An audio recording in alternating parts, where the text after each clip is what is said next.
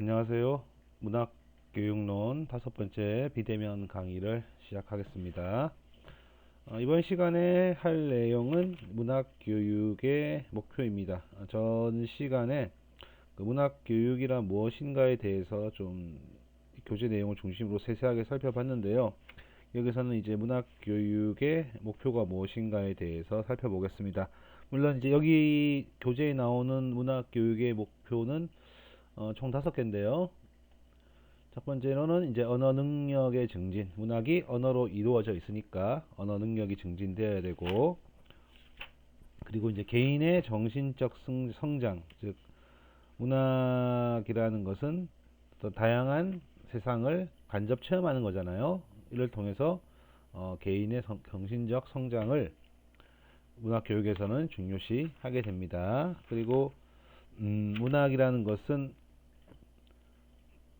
가치 있는 체험을 다루는데 그렇기 때문에 문학에서는 그 가치에 대한 판단이 중요하죠. 어떤 것이 더 옳은 가치인가, 더 중요한 가치인가, 뭐 그런 것들을 판단해야 된다는 겁니다. 그렇기 때문에 문학은 필연적으로 가치 판단을 요구할 수밖에 없고요. 그런 과정을 통해서 가치 판단 능력이 향상되고 이제 가치의 문제에 대해서 생각하는 태도를 지니게 되죠. 그것이 이제 이를 통해서 개인의 주체성이 확립되는 건데, 이것이 개인의 주체성 확립이고요. 네 번째는 이제 문학 개성과 창조 능력을 증진하는 겁니다. 결국 우리나라 문학은 우리나라 고유의 특성으로 통해서 뭐 흥부나 뭐 그런 사람들을 좀 의미 있는 인간상으로 생각하죠. 이것은 우리나라의 어떤 고유한 문화라고 볼 수 있겠죠. 사는 방식, 사고 방식, 생각 또는 뭐 사는 방식, 그런 것들이 다 민족마다 다르니까 이러한 문화가 이제 문학 속에 반영되어 있기 때문에 그 문학 교육은 바로 이제 문화 교육이 되고, 또한 이 문화란 것은 결국 이제 어떤 식으로든지 계승되고 창조되어야지만 발전되는 것이기 때문에 문학을 통해서 문화 교육을 한다는 것은 단순히 문화에 대해서 아는 것을 넘어서서 계승과 창조 능력까지 증진시킬 수 있어야 된다는 것이 문학 교육의 목표입니다. 그리고 이제 마지막으로 이제 전인적인 인간성을 함양한다는 건데요. 그래서 문학에서 나오는 어떤 다양한 인간의 모습을 통해서 지적인 것뿐만 아니라 정서적인 그런 인간다움까지도 이제 깨닫게 되는, 그러니까 지적인 것을 넘어서서 정서적인 측면도 진정 인간다움이 무엇인가를 알게 하는 것, 그럼으로써 정신적 성장을 하게 하는 것이 문학교육의 목표죠. 전인적 인간성을 함양한다는 것은 인간의 어떤 지덕체로 나눌 때 하나의 분야만 발전시키는 것이 아니라 이런 골고루 발전시킬 수 있는 그러한 그러한 교육이 이루어져야 된다 하는 것입니다. 자, 그러면 다음 이 5개의 절을 좀 하나씩 살펴보도록 하겠습니다. 네, 문학 교육의 제일 기본적인 목표는 언어 능력을 증진하는 것이죠. 자, 문학 교육의 목표가 문학 자체에 내재하는 본질을 근거로 수립될 수밖에 없고, 그렇게 해야지만이 문학 교육의 특성이 확립 가능합니다. 그렇기 때문에 문학이 뭐냐라고 얘기를 하자면 가장 문학을 정의하는 말이 언어로 이루어진 예술이잖아요. 그렇기 때문에 이제 언어 자체가 문학 교육의 목표로 상정될 수 있다는 것이죠. 자, 그럼 첫 번째 문학 언어와 언어의 본질과 일상어의 관계에 대해서 보겠습니다. 뭐 어려운 내용은 아니니까. 자, 우선 문학어가 일상 언어와 다르다고 생각했던 그런 시기도 있었죠. 제가 있었죠라고 하는 것은 이제 뭐 아주 먼 옛날 얘기니까 이 교재를 쓰신 분들이 아마 초중등 교육을 받았을 때 그러한 교육이 있었던 것 있었습니다. 문학은 어떤 그 아주 문학적 능력이 뛰어난 뭐 천재들에 의해서 완성되는 일상의 언어와는 다른 언어다라고 생각을 했겠지만, 사실 우리가 문학 언어가 뭐 일상 언어와 다른 문법 체계를 가지고 있는 건 아니죠. 예. 시적 허용 같은 것이 뭐 일상 언어와 다르지 않나라고 주장할 수도 있겠으나, 이런 뭐 표현들은 일상에서도 충분히 나타나는 것이죠. 그러니까 문학에서만 어떤 그 규범적 언어의 규범성을 벗어난 표현이 있는 것이 아니라 우리가 일상에서도 그러한 표현을 많이 하게 됩니다. 뭐 광고라든지 아니면 뭐 어떤 웃은 재담 같은 웃은 이야기라든지. 그렇기 때문에 문학은 문학만의 체계가 있는 것은 아니고요. 다만 문학어가 일상어보다는 지시성이 좀 상대적으로 약한 측면은 있죠. 그러니까 문학은 현실 속의 무엇을 가리키는 것이 아니라 좀 독자적이고 자족적인 그 자체로서 어떤 특징을 가지고 있기 때문에 문학어가 뭐 일상어와 다른 점이 아예 없다고 볼 수 없습니다. 그러니까 지시적 측면이 약하다는 거죠. 어, 그렇기 때문에 문학의 언어는 사실 오히려 실제 대상을 지시하지 않기 때문에 좀 더 정확하고 좀 정확하고 간결하게 표현해야 된다는 거죠. 우리가 지시 대상이 있다면 야 이것 좀 봐봐라고 한다는 거는 이것이라는 지시 대상이 있기 때문에 이것 좀 봐봐라고 해도 의사소통이 크게 문제가 없죠. 그런데 문학은 이것 좀 봐봐라고 문학을 표현한다면 그게 뭘 보라는 건지 우리가 알 수 없잖아요. 물론 이건 뭐 문어와 구어의 차이기도 하겠지만, 어떤 특정 대상을 지시하지 않고 문학 안에서 창조된 대상을 지시한다고 할 때 그 지시된 대상에 대해서 어떤 식으로든지 묘사라든지 설명을 하지 않으면 우리가 이해를 할 수 없잖아요. 그렇기 때문에 문학어는 일상어보다 더 정확하고 유려해야 된다는 측면이 있죠. 그리고 또 문학어는 일상어의 정확하고 풍부한 용례가 될 수밖에 없죠. 그럼으로써 정확하고 풍부한 사용 예가 예이며, 나름대로 간에서 정확성, 적절성, 효율성, 창의성과 같은 가치들을 내포하고 있습니다.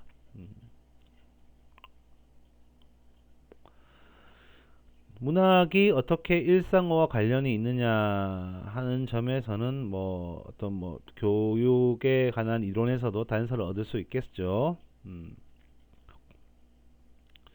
또 많은 경험을 주장하는 뭐 경험주의도 있고, 또 이성적 법칙을 중요시하는 합리주의도 있겠으나, 둘 다 이제 문학에서는 매우 유용한 이론이라고 합니다. 뭐 문학을 많이 읽는 것은 많은 경험을 하는 것이고, 또 문학이 이상주의적 견해, 즉 합리주의적 견해를 위해서도 문학적 언어 사용은 중요한 원리 또는 방법으로 상정될 수 있기 때문이겠죠. 그래서 이제 문학의 언어와 일상어는 뭐 문학 언어가 일상어 같지는 않다, 완전히 같지는 않죠, 당연히. 그러나 본질적인 차이는 없고, 다만 문학어가 가지는 특성, 즉 어떤 지시성이 약하기 때문에 오히려 그것이 좀 더 정확하고 적절하고 효율적이고 창의적인 특성을 내포하고 있다는 점이 문학어가 일상어보다 조금 더 나은 점이다. 그래서 일상적 언어 능력을 향상시키는데 도움이 될 수 있다. 그렇게 말씀드릴 수 있겠습니다. 자, 그리고 두 번째, 언어 활동의 적절성을 확보한다는 건데요. 즉 이제 문학을 통해서 적합한 언어를 사용 가능하다는 것이죠. 왜? 아까도 봤잖아요. 문학적 언어가 정확하고 적절하고 효율적이고 창의적입니다. 즉 적합한 언어 사용이 가능하다는 건데, 이 적합성이라는 것은 그러니까 딱 맞다는 정확성보다는 상황에 들어맞는다 라는 뜻이 더 강하죠. 그러니까 문법적인 정확성의 의미가 아니라 어떤 그 상황에 가장 적절한 그런 말. 예를 들어서 이제 뭐 윤동주의 서시라고 할 때 뭐 처음에 나왔던 하늘을 우러러 한 점 부끄러움이 없기를 이라는 이 식구는 윤동주의 그 정서를 표현하는데 가장 적합하다 이렇게 얘기할 수 있겠죠. 그 상황이 아니고서는 또 그 시인이 아니고서는 그렇게 밖에 그렇게 말할 수 있는 사람 없다. 뭐 그런 점에서 또 뭐 개별성하고 상통할 수도 있고요. 예. 그렇기 때문에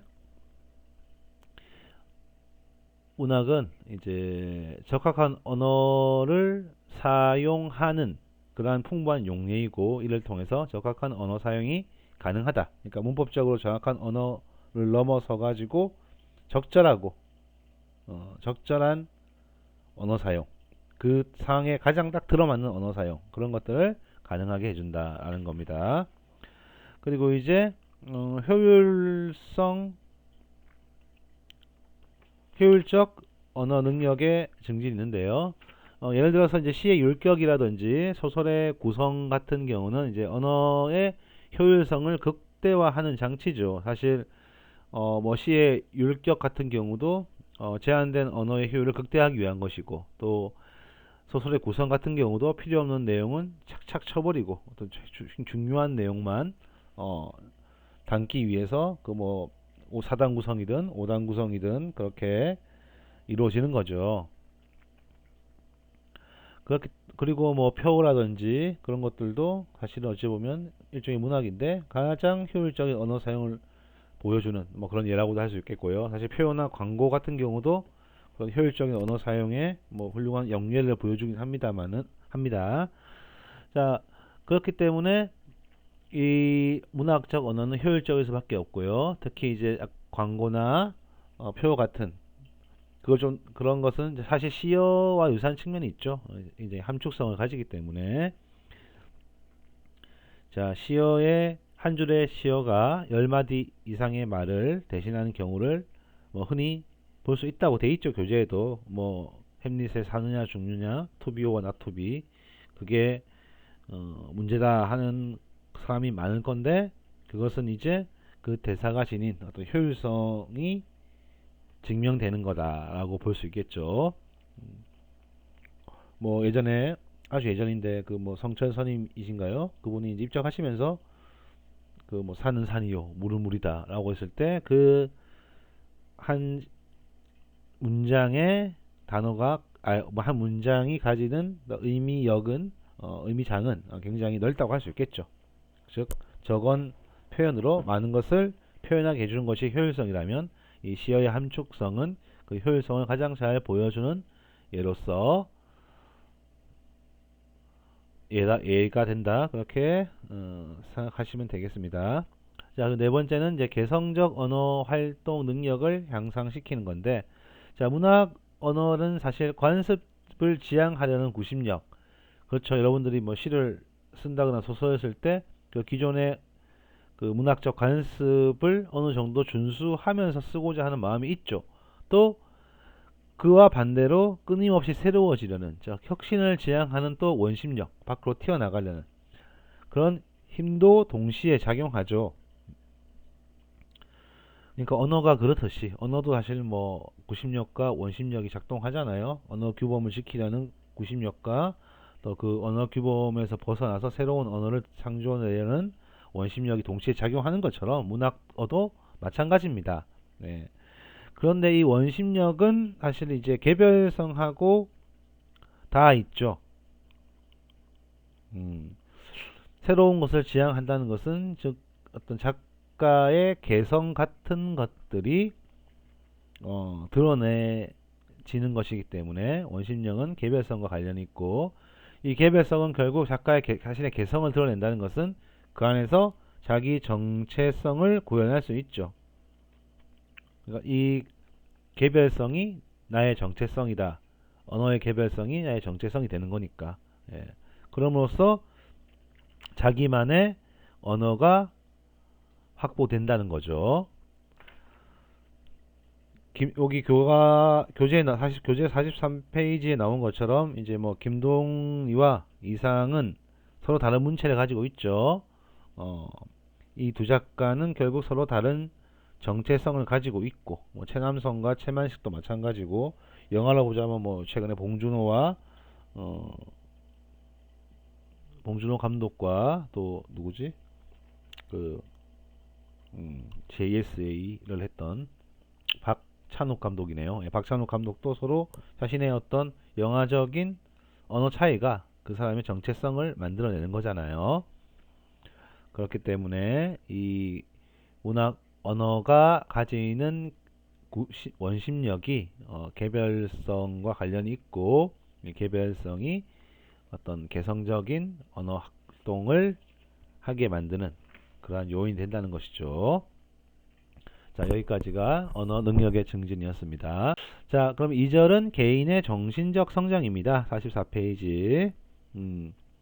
자, 문학은 다양한 삶이 구현되어 있잖아요. 그렇기 때문에 그 다양한 삶을 우리가 이제 간접 경험할 수 있죠. 이 간접 경험하게 됨으로써 어떤 세상의 넓음을 확인하고 시야를 넓힐 수 있게 되죠. 즉 어떤 인식의 지평을 확장할 수 있는 거죠. 이 인식의 지평의 확장은 결국 문학 교육에서 개인의 정신적 성장과 밀접하게 관련이 된다고 말씀드릴 수 있겠습니다.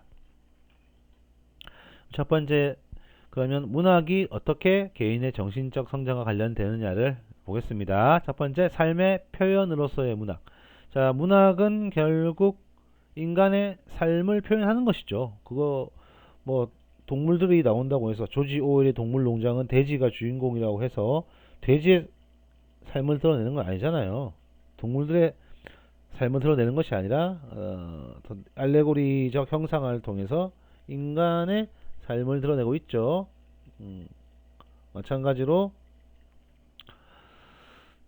모든 문학은 인간에게 의미 있는 그런 진선미라는 것을 구체적으로 그리고 부분적으로 그리고 개별적으로 사실적으로 형상화하죠. 45페이지 중간쯤에 있는 내용입니다. 그렇기 때문에 이 구체적이고 부분적이고 개별적이며 사실적으로 형상화된 문학은 뭐다? 어떤 삶의 다양성을 드러내준다는 거죠. 문학이 만약에 뭐 부분적이 아니라 전체적이고 개별적이 아니라 일반적이라면 이게 다양한 삶의 모습을 보여주지 못합니다. 그냥 평범한 또는 일반적인 삶의 모습을 보여줄 뿐이겠죠. 그렇지나 개별적이고 부분적이기 때문에 어떤 특정한 삶의 모습을 보여주는 것이죠. 예를 들어서 운수 좋은 날 같은 경우는 그 식민지 시대 하층민의 삶을 보여주는 것이고요. 그리고 뭐 해방 후에 쓰여진 광장 같은 경우는 그 해방 그 이념의 굴레 속에 갇힌 어떤 한 인간의 모습을 또 개별적이며 사실적으로 보여주고 있고, 최근에 쓰여진 뭐 소설들 뭐가 있나? 최근에 소설 제가 많이 못 봤네요. 예, 뭐 등에서도 사실 개별적이고 사실적인 인간의 모습. 그러니까 지금 현 시대가 바뀌었으니까 이 시대와 대응되긴 하겠죠. 그런 모습들을 형상화하고 있습니다. 그래서 이를 통해 다양함을 깨달아서 저 개인의 정신적인 성장이 이루어지게 한다는 거죠. 뭐가 다양하다? 인간의 삶의 모습이 다양하다는 것을 깨닫게 되죠. 그렇기 때문에 세상의 다양함을 알게 되고 인간의 삶이 다양함을 알게 되면서 개인의 정신적 성장으로 나아가게 된다. 그렇게 볼 수 있겠습니다. 자, 그럼 2번 정신적 체험의 확대와 심화가 두 번째인데요. 그러니까 문학은 다양한 체험이 가능하게 하죠. 구체성, 부분성, 개별성, 사실성들은 다양한 체험이 가능하게 하는데 이러한 다양한 체험은 개별적인 깨달음, 개별적인 것을 통해서 어떤 가치를 추구하는 쪽으로 나아간다는 것이죠. 즉 여기 이제 구체적 체험, 그러니까 구체적 체험이라는 것은 어떤 내가 구체적인 텍스트를 읽는 체험이 될 수 있을 것이고, 아니면 이제 그 소설 예를 들 때 등장 인물들의 체험도 될 수 있겠죠. 즉 등장 인물들의 어떤 그 삶의 모습과 내가 또 그러한 작품을 읽는 것을 통해서 어떻게 그 개개적 구체적 경험을 어떻게 추상적 가치로 바꾸는 것이 이제 문학 활동이라는 거죠. 예를 들어서 김첨지가 운수 좋은 날에 김첨지가 결국 아내의 죽음에서 오열하는 것은 어떤 김첨지의 구체적 체험이죠. 그것을 읽는 것도 마찬가지고, 근데 그것을 통해서 어떻게 우리가 식민지 시대의 하층민의 그 비참한 삶을 깨닫게 되는 것은 추상적 가치잖아요. 그러니까 구체적 문학 속에 형상화된 구체적 체험이 좀 더 정확하겠네요. 뭐 글을 읽는 체험은 좀 약간 핀트가 아닌 것 같고, 문학 속에 그 어떤 인물들의 구체적 체험을 통해서 이제 추상적 가치를 찾아가는 것이 문학 활동이다. 그게 보통 교과서 우리가 뭐 중고등학교 때 교과서에서 수업할 때 주제를 찾잖아요. 그 주제는 어떻습니까? 추상적으로 진술되어 있죠. 예를 들어서 뭐 중학교 교과서에 종종 나오는 그 유능길의 뭐 기억 속에 들 곳이다. 뭐 그렇다면 그거는 이제 기억 속에 들 곳은 그 어린 아이의 눈을 통해 본 전쟁의 비극성, 또는 뭐 주인공이 명선입니까? 그 명선이의 죽음을 통해 본 전쟁의 비극성, 뭐 그런 것들을 이야기하고 싶은 거잖아요. 그러니까 이 명선이라는 아이가 어떤 그 전쟁터에 홀로 남겨지면서 살아남기 위해서 뭐 금반지를 숨기는 그런 과정이 있었지만, 결국 그 전쟁의 트라우마와 금반지 때문에 죽음에 이르게 되는 뭐 그런 과정이 소설 속에 나와 있죠. 그것은 이제 구체적 체험이지만 그런 과정을 통해서 뭐야? 6.25 전쟁이 주는 참혹함, 비인간성, 비극성, 뭐 그런 것들을 우리가 찾는 것이 이제 정신적 체험을 확대하고 심화하는 거다. 요거는 쉽게 말해서 주제 찾기다. 그렇게 생각을 하시면 될 것 같습니다. 아쉬운 점은 이제 현장 교육에서 주제를 학생들이 스스로 찾게 하는 것이 아니라 보통 이제 교사에 의해서 주제가 뭐 직접적으로 제시되는 경우가 좀 많죠. 뭐 문제집 같은 거 봐도 그 작품도 읽기 전에 벌써 작품의 주제가 막 나와 있잖아요. 여러분들 그 자소서 같은 거 보면 주제가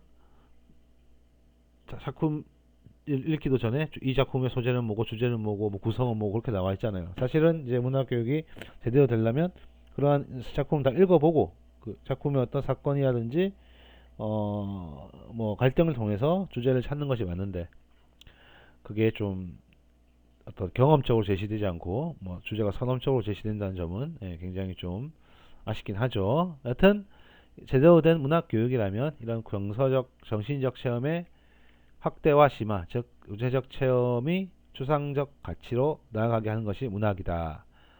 그렇게 하시면 될 것 같습니다. 자, 그리고 세 번째, 총체적 안목의 배양인데, 자, 체험이 확대되고 심화되는 것은 안목의 포괄성을 확보하는 것, 그리고 개인적 관점의 수립이라는 두 방향으로 발전하는 것이 이상적입니다. 그래서 안목의 포괄성이라는 것은 인간의 다양성에 비추어서 세계를 통찰하는 것이죠. 즉 다양한 가치가 공존할 수 있고 다양한 종류의 사람들이 살고 다양한 생각들이 다 어우러져 있다는 것을 아는 것이고요. 그렇지만 그 모든 것을 다 어이구 그래 옳습니다, 황희정승처럼 너도 옳고 쟤도 옳고 다 옳다라고 하는 것이 아니라, 물론 그런 어떤 다원주의적인 관점도 필요하지만 그래도 그 안에서 개인적 관점을 갖추는 것이 필요하죠. 즉 이 다양성의 이해, 즉 안목의 포괄성을 통한 다양성의 이해를 바탕으로 관점의 상대성 그리고 개별성을 이해하고, 좋습니다. 여기까지 하고 그 다음에 이를 기반으로 자기 자신의 관점을 확립하는 것이 이제 총체적인 안목인 것이죠. 총체적이라는 것은 전체를 이해하되 또한 개별적인 관점 역시 포기하지 않는 것을 여기서는 총체적이라고 이야기하고 있습니다. 뭐 총체적이란 말 언어 자체가 뭐 전체적이라는 뜻도 있고 약간 좀 맥락에 따라 다양하게 써 있는데, 여기서는 이제 이 두 가지 어떤 안목의 포괄성과 이제 개인적 관점을 갖추는 것이다. 그것이 총체적 안목이라고 보는 것이고요. 이제 교재에 나온 것처럼 한영훈의 님을 다양하게 보는 것은 이제 안목의 포괄성을 드러내는 것이죠. 물론 뭐 이것도 학습한 것이 아니라 학습되어진 거긴 하지만 뭐 님은 사랑하는 님이고 부처고 조국이다. 그렇지만 이것을 이제 어떤 자기 자신과 관련해서 이해를 하는 것, 자기가 아는 특정 인물이라든지 이 님을 아니면 뭐 교재에 나온 것처럼 한 그루의 나무로까지 생각을 발전시키고 그렇게 사물을 인식시킬 수 있게 된다면 이제 개인적 관점을 갖추는 것이라고 할 수 있겠죠. 자, 그래서 여기까지가 이제 안목의 포괄성과 개인적 관점을 통해서 총체적 안목을 배양하는 것입니다. 그리하여 뭐 최종적으로는 이제 인격을 함양시키는 거겠죠. 문학적 행동 습관화와 가치관의 안정이라는 두 방향에서 인격 성장으로 발전될 수 있다는 것이죠. 문학 활동이. 자, 문학 능력이 한 개인의 지식과 사고의 조화나 세련성을 부여하고 이를 일관된 행동으로 정착하는 것이 문학적 행동 습관화. 이거를 이제 뭐 독서에서는 뭐 내면화라고 하죠. 내면화. 감성적 읽기에서 내면화라고 하는 건데, 자, 문학 능력을 문학 능력이 단순히 이제 어떤 알면서 그치지 않고 이것을 어떤 그 일관된 행동으로 자신의 변화로 이끌어 나가는 것이 이제 문학적 행동 습관하고요.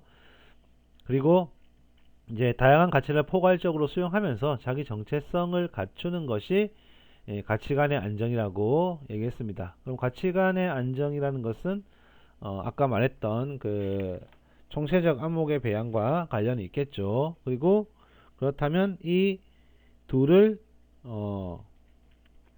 합침으로써 결과적으로 이제 인격이 함양된다고 볼 수 있는 것이죠. 즉 행동이 좀 나은 쪽으로 바뀌는 거. 문학적 행동이 습관화된다는 건 뭐 솔직히 말해서 뭐 보다 좋은 쪽으로 바뀐다는 거겠죠. 나쁜 쪽으로 바뀌면 좀 그렇잖아요. 뭐 좋다 나쁘다가 또 가치의 문제이긴 하나. 그리고 또 자기 정체성을 갖추는 것도 인격의 함양으로도 볼 수 있습니다. 그래서 이절의 개인의 정신적 성장이라는 것은 결국 문학을 통해서 이제 인격을 함양하는 것까지 나아가는 과정이다. 그렇게 생각을 하시면 되겠습니다. 자, 여기까지 보시면 아시겠지만 이 교재가 결국에는 각 절마다 어떤 우리가 추구해야 될 목표를 제시하고 있고요. 그 목표에 이르게 되는 과정, 뭐 그런 것들을 중심으로 이제 이 논의가 전개되는 것을 알 수 있겠죠. 그러니까 이 개인의 정신적 성장을 할 때 문학은 삶의 표현이잖아요. 그러니까 이게 만약에 이 제목만 연결해서 읽어본다면 어떻게 문학이 개인의 정신적 성장을 도와주는가? 그럼 44페이지의 첫 번째, 문학은 삶의 표현이고, 그러다 보니까 이 다양한 삶을 우리가 이해함으로써 정신적 체험이 확대되고 심화됩니다. 그렇기 때문에 이 확대되고 심화된 정신적 체험은 총체적 안목을 배양하게 되고, 이 총체적 안목과 더불어 어떤 또 내면화, 즉 문학적 행동 습관화가 어떻게 인격을 함양시켜야 된다. 뭐 이런 식으로 이제 교재가 이루어지죠. 그러니까 이제 큰 제목을 중심으로 엮어 읽으면 이 교재 전체 각 절의 어떤 핵심 화제라든지 주제나 어느 정도 보이긴 합니다. 뭐 근데 우리가 그 부분 뭐 그것만 보고 할 거면 뭐 사실 뭐 책을 읽을 필요도 없죠. 뭐 사실 목차만 보면 되는데, 그래서 그것이 어떤 과정으로 이루어지는가를 좀 구체적으로 확인하기 위해서 이렇게 내용을 좀 들여다보고 있습니다. 자, 3절 개인의 주체성 확립, 이것이 문학교육의 세 번째 목표입니다. 자, 문학이라는 것은 근본적으로 가치 판단을 요구하기 때문에 이제 가치 판단 능력이 향상될 수밖에 없겠죠. 뭐 여러 인물이 등장하는 소설을 보다 보면 어떤 인물에 대해서 내가 좀 더 긍정적인 가치 좀 더를 줄 것인가. 예를 들어 3대가 있다면 3대의 다양한 인물이 등장하죠. 뭐 조상훈 같은 사람을 우리가 조상훈 같은 사람에게 긍정적인 가치를 부여하기는 좀 어렵겠지만, 뭐 조위관이라든지, 조위관도 사실 뭐 긍정적인 인물은 아니죠.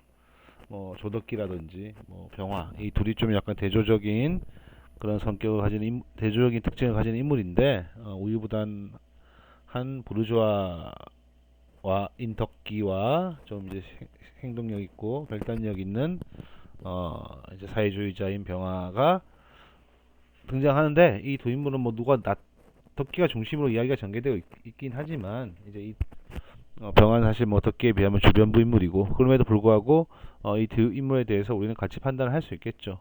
이렇게 가치 판단을 하다 보면 가치 판단 능력이 향상되고, 그래서 이제 가치의 문제를 항상 생각하게 되는 그러한 태도를 지니게 됩니다. 이것은 주체성의 확립과 연결된다는 거죠. 즉, 가치의 문제를 생각한다는 것은 나 자신의 기준에 의해서 가치를 평가하는 것이기 때문에, 그 나 자신의 기준을 생성하게 한다. 그것이 이제 개인의 주체성 확립과 관련된 것입니다. 첫 번째, 그러면 개인의 주체성이 확립되는 과정을 보겠습니다. 첫 번째, 이제 문학적 상상의 본질과 주체성인데, 문학은 이제 진실을 추구하되 형상화한다는 점에서 다른 것과 차이를 이루고 있습니다. 이것은 이제 의미작용으로서의 문화라고 볼 수 있는데, 이 문학은 기본적으로 이 의미작용으로서의 문화를 분석하는 능력을 배양하게 만드는 것이죠. 그러니까 실제 있는 현실이 아니라 가치 있는 형상을 제시하는 건데, 즉 문학 능력은 이 작품 속에 표상되어 있는 이 가치를 분석하는 능력을 포함한다는 겁니다. 문학 능력이. 그래서 이 능력은 문학이 추구하는 진실을 읽어내는 것으로 나아가야 하며, 이는 문화 분석 능력과 다 있다라고 볼 수 있는 것이죠.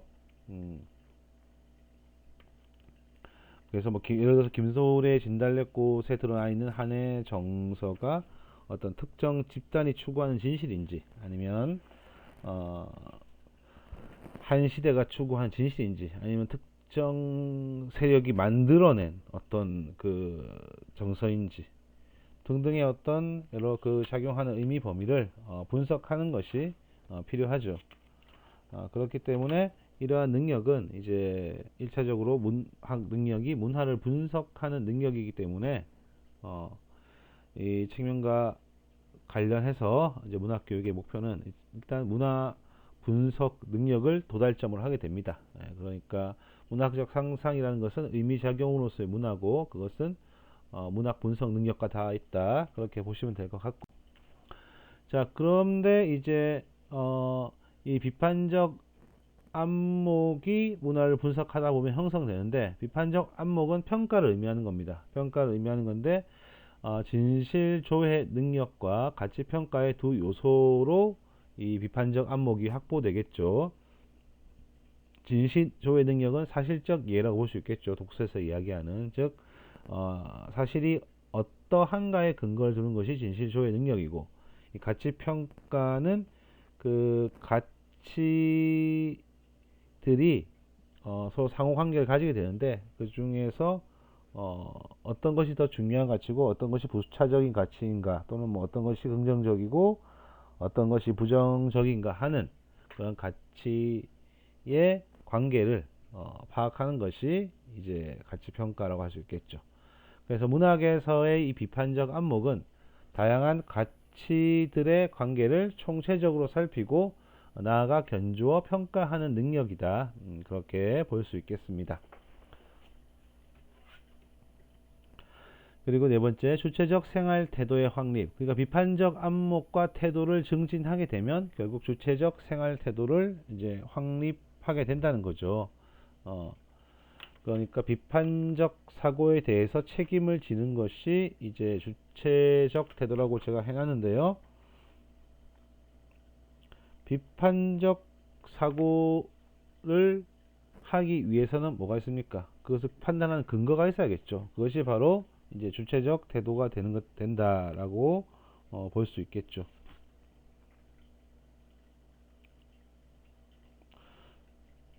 즉 스스로 판단하고 행동에 책임을 지는 행동 방식을 주체적 태도로 하는데 그럼 자신이 행했던 비판적 사고에 대해서 책임을 지어야 되겠죠. 인간은 개인적 존재이기도 하면서 사회적 존재이기도 합니다. 그러므로 이제 더불어 사는 삶을 인격화할 수 있는 그러한 능력이 매우 중요해지겠죠. 그렇기 때문에 개인적이면서 또한 사회적 존재인 인간에게 부여되는 그런 짐들이 있는데 그때마다 그 자신의 뜻으로 결정하고 선택하면서 그 뭐 삶의 고통이라든지 현실의 질곡들을 해소해 나가야 되는 것이 삶의 본 모습이고, 그래서 문학의 근거를 두는 문학 능력은 주체적 판단력을 중요한 요소로 하게 되며 문학 교육에서는 이제 그런 주체적 판단력이 인격화되는 것을 목표로 하게 된다는 겁니다. 자, 그러면 조금 더 봐야겠지만 오늘 제가 좀 사실 뭐 상태가 좋은 편이 아니라 여기까지만 하고요. 모자라는 시간 45분 정도 돼야 되는데 뭐 앞에 것도 그렇고 뭐 한 15분 정도 합쳐서 모자라는 것 같아요. 그런 부분은 다음 동영상 강의 때 좀 추가를 해서 하겠습니다. 그러니까 2차 시는 이걸로 끝내고요. 뒤에 그 4절과 5절 내용, 그리고 이제 제 3장에 있는 문학교육의 인식, 그 부분을 다음 시간에 충분한 그 시간을 들여서 수업을 하도록 하겠습니다. 자, 그럼 명절 잘 보내시고 다음 주에 뵙도록 할게요. 강의가 늦어지고 또 짧아서 죄송합니다. 네, 그럼 수고하셨습니다.